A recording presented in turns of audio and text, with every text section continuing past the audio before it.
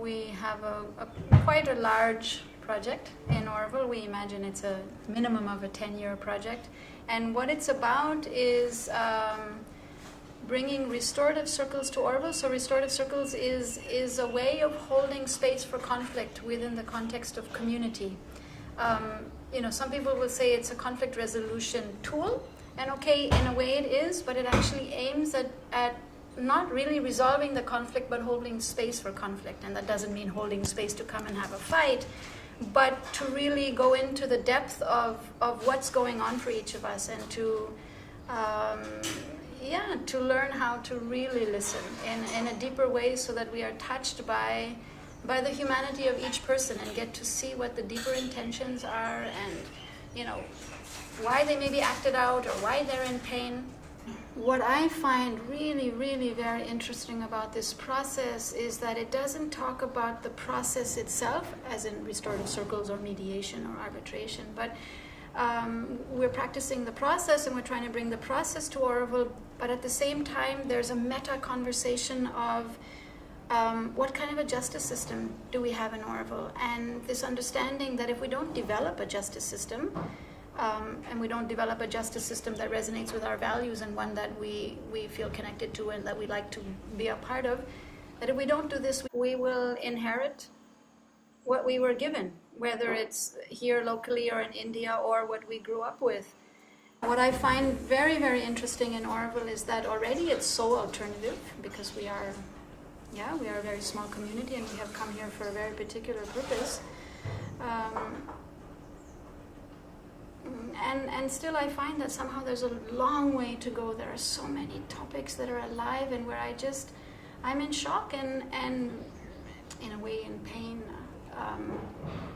about how we treat each other. We don't really treat each other like we belong to the same community, and we can very easily fall into a place of seeing someone as an obstruction, to developing the city, or someone who's behaving out of alignment with Auroville's ideals. And I have a vision for us to be in such a more holistic space where actually nobody is seen as being an obstruction or being out of alignment with Auroville's ideals. What does that mean anyway, And in this process, we really learn how to really listen, and to listen at the depth where we start to be touched by each other and where the other people start to be touched, and where naturally something shifts in our process and in our hearts, and we start to want to collaborate and get creative with each other, and in this process also then at that level of listening, people start to take responsibility and start to say, yeah, actually I realized that when I did that it had this consequence, and you don't maybe trust me anymore, or shit, I shouldn't have done it that way, and so we don't need to exclude and punish and put people on some public bad list, and so we have this meta conversation of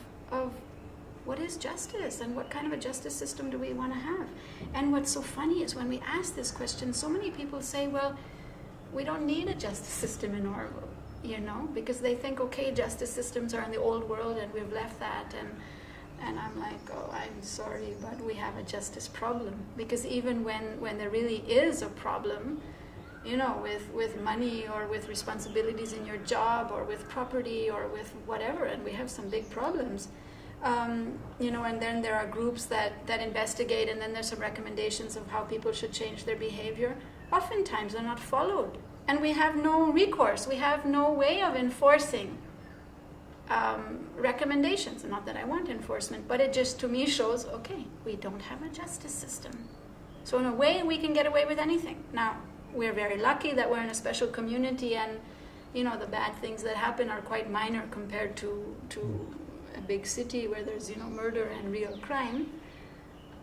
But still I have a vision for us to be in quite a different place than where we are.